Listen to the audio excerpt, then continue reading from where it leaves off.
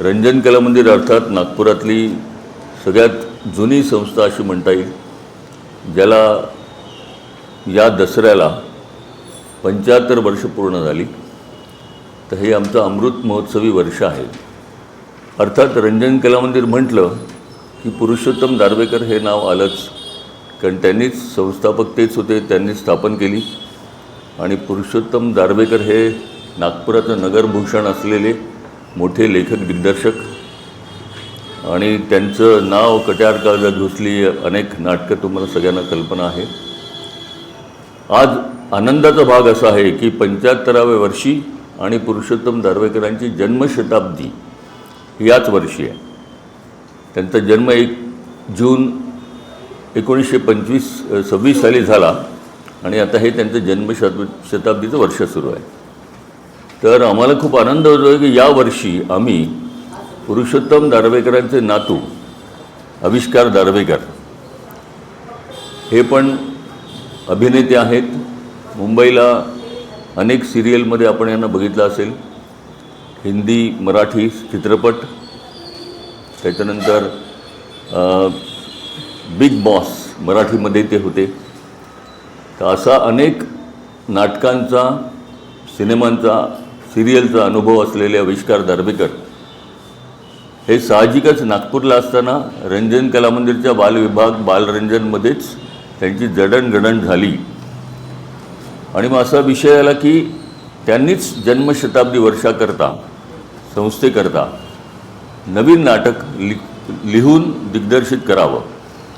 आणि त्या नाटकाच्या निमित्ताने ही आजची आपली मीटिंग आहे. नाटकाचं नाव आहे वॉशिंग मशीन. याविषयी सांगताना मी माझ्या डाव्या हाताला आविष्कार दारव्हेकर आहेत आणि वॉशिंग मशीनमध्ये काम करणारे, मेन रोल करणारे सचिन गिरी, जे हडस हायस्कूलमध्ये शिक्षक आहेत. त्यांना पण चित्रपटाचा, सिरियलचा, नाटकाचा फार मोठा अनुभव आहे. असे दोघंही अनुभवी युवा माझ्या आजूबाजूला बसलेले आहेत. आणि विशेष करून हे आविष्कारचं पहिलं नाटक आहे. वॉशिंग मशीन हे म्हटल्यानंतर नाटक जरा नाव वेगळं आहे, पण नात्यांना स्वच्छ करणारी अशी ती वॉशिंग मशीन आहे.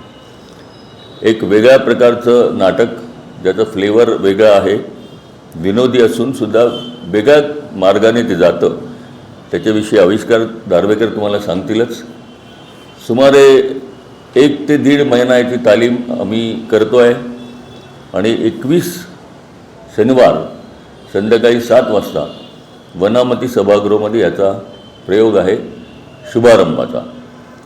नाटक आविष्कार दारव्हेकरांनी असं लिहिलं आहे की जेणेकरून ते नाटक व्यावसायिक रंगभूमीवर देखील जावं, पण शुभारंभ मात्र आपण नागपुरातून करतो आहे. आणि याच्याबरोबर अजून काही जे कलावंत आहेत त्या सगळ्या चमूनी याच्याकरता जबरदस्त परिश्रम ते घेतात आहेत आणि नाटक निश्चित चांगलं होईल याची आम्हाला खात्री आहे. तर आविष्कार दारव्हेकर यांची जडणघडण जसं मी म्हटलं तसं बालरंजनमध्ये झाली आणि त्याच संस्थेमध्ये ते आता लेखक दिग्दर्शक म्हणून नावारूपाला येत आहेत.